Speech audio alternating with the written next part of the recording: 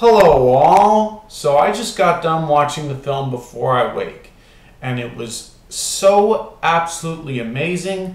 I just had to post a video about it, and I just had to comment on it and let everybody know how awesome this film was.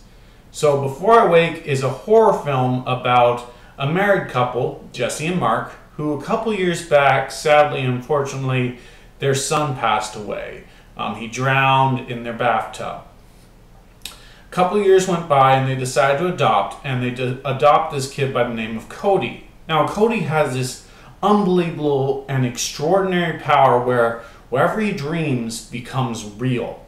If he has a dream of flying, he'll be floating above his bed. If he has a dream where a building turns into a beanstalk, it'll turn into a beanstalk. Wherever he dreams becomes real.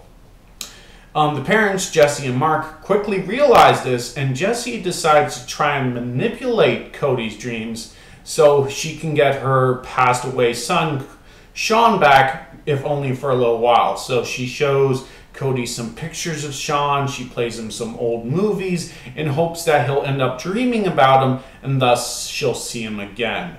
Now there's two major problems with her plan. Problem number one is he won't actually be dreaming of Sean, he'll just be dreaming of an imaginary version of him, not the real version of him. And it'll just be an illusion. That's problem number one. Problem number two is these are, of course, a child's dreams, and they can't be that easily controlled or manipulated. And the parents, Mark and Jesse, quickly realize this, and everything quickly spins out of control as the dreams just get a mind of their own and do their own kind of thing, and everything just goes completely out of whack. This movie was phenomenal. I can't stress just how phenomenal this movie was. This movie did something you don't see a lot of horror movies done in this day and age, something that's kind of been forgotten about, and that is it really cared about its characters. It really cared about them and wanted you, the viewer, to care about them too. As a result, there are so many scenes in this movie that are not there to push the plot. They're not there to develop the world. They're not there to set a scary tone. They are simply there to flush out the characters and let you get to know them and get to like them. And that's the only purpose they serve. There are so many scenes that are dedicated to making you know these characters and making you like these characters. In a lot of horror movies today, the characters can be a bit paper thin and often they're dislikable. But for a horror film to be really effective, we gotta like the main characters, and that way we can be afraid for them when their lives are on their line and when things get dark. By developing and fleshing out the characters, it makes the scary moments that much more scary, and that's something really important a lot of horror films in today's and age have forgotten. It's really refreshing to see a horror film care so much about its characters. Something that was also refreshing about this movie is it had a lot of joyous and uplifting and fun moments. I know it sounds weird to say a horror film is good for having fun, joyous moments, but once again, these moments acted to properly flesh out the characters, and they also set up a sense of security. So when things did go bad, the film could kind of pull the rug from under our legs and get us really off guard. So it actually did add to the scary moments. Also, it makes the film a lot more understandable. If it's scary from the get-go, the parents would be more aware of why things are bad. In this case, the parents see all these positive things caused by Cody dreams. They see butterflies, they see happy moments, they see joyous dreams. So of course, they think they're safe and they're good. So when the scary stuff starts to happen, they don't see it coming. So you can easily see people going along with this and people being tricked into this scenario. If they saw scary dreams right from the get-go, that wouldn't really happen. They would know it was bad right from the get-go, and they'd try to come up with ideas to solve it. By making it good from the start, it lulls them into a sense of security, and it makes you realize how they could be fooled into this dangerous situation without realizing it. So it makes a lot of sense plot-wise. It properly fleshes out the characters greatly, and they're really good scenes. So yeah, it sounds odd for me to say that it's good that this movie has such joyous and happy moments, but it really is good that this movie has such joyous and happy moments. Because of all the character development and the happy beats, this movie comes off as much as a character drama and a soap drama as it does a horror film. And because of that, this is a great horror film to check out if you haven't seen horror before. If you're new to the genre and you want to try out something and you haven't seen anything before and you're a bit wary because you think it might be too violent or too dark or too scary, this is a good starter film because it's so character based and it cares so much about drama that for a lot of it doesn't even feel like a horror movie. So it kind of takes your hand a bit and pulls you safely into the genre. It's a good stepping stone film. And I do think we need more of that. I like the idea of horror being a genre for everyone. So I do actually like lighter horror films that other people can enjoy because I like the idea of horror being a more global genre and everybody getting some kind of kick out of it. And not everybody can handle extremely gory, brutal horror movies like Itchy the Killer or Last House on the Left. You need that lighthearted stuff for the noobs. You do. So if you're new to horror movie, this is a fantastic movie to check out. Another great thing about this movie is it just explored the concept so creatively and so intelligently. If I was writing this movie, I would have never thought of the idea of trying to exploit the kid for my own personal gain. That was such an interesting idea that is so well explored in the film. And the dream moments are very creative at times. Like there's a loop dream where the kid keeps saying the same thing over and over and over again.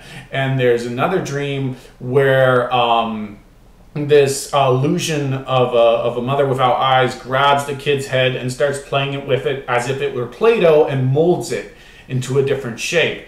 That's all really interesting stuff. It's full of little things like that, stuff that could only happen in a dream. And it goes all out with it.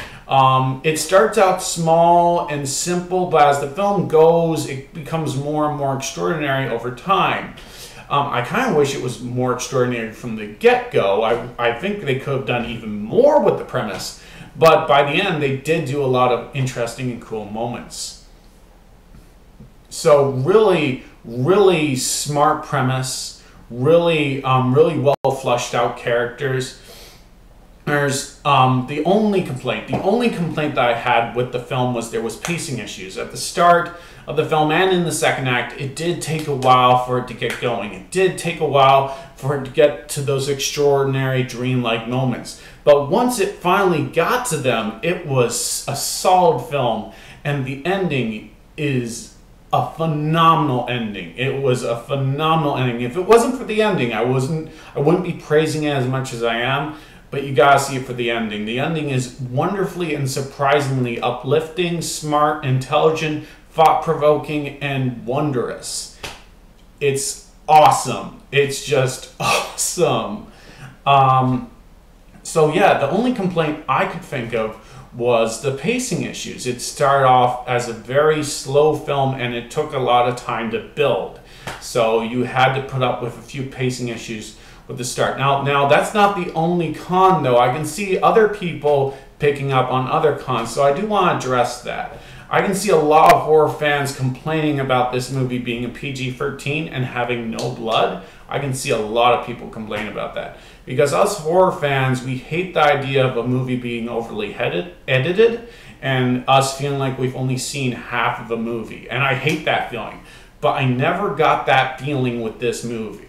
The no blood made perfect sense in this context because this was a kid having kids' dreams. He's not going to have a full or proper understanding of death. He's not going to have dreams that are overly violent. Why would an 8-year-old kid have a dream about a creature ripping a dude's spine out or eating a guy's brain? It just wouldn't happen.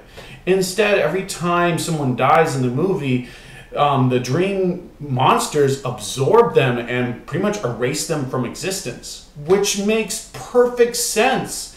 That's how an 8-year-old kid is going to see death. He's going to see death as just the person being gone and just erased. So in this movie, it follows that childlike logic. It has them be literally just erased and gone. And that's a really intelligent move. It shows that they properly thought out the concept. So yeah, I think if this movie was a hard R and actually showed violent deaths, I think it would have hurt it. It would have made sense with the dream logic that the movie set up. Having them be just erased was actually a stroke of genius. So yeah, I like that too. So this is a great horror movie to check out if you haven't seen many horror movies. It's a great horror movie to check out if you want to see a movie that actually cares about its characters and actually develops them.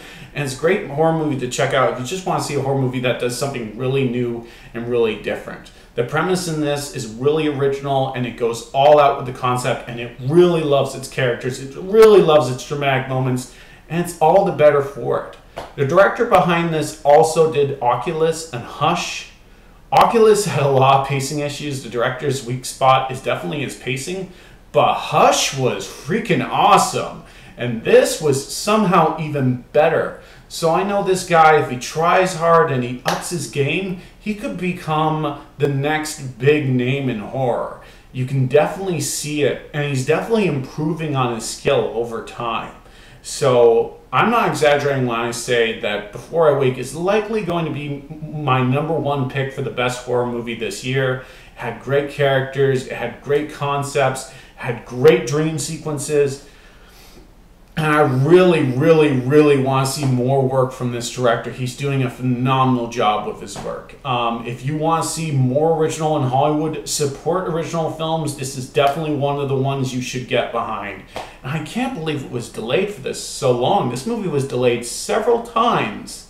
Several times. They kept pushing it back and back and back. And the only reason that I can think of is that they thought they couldn't sell a movie that was supposed to be scary but cared so much about its characters and cared so much about joyous, uplifting moments. They didn't know how to sell a scary horror movie that actually cared about character development and about people. They thought that horror movies should just be scary and that's all, and as a result, they just kept pushing it back, thinking it would lose them money.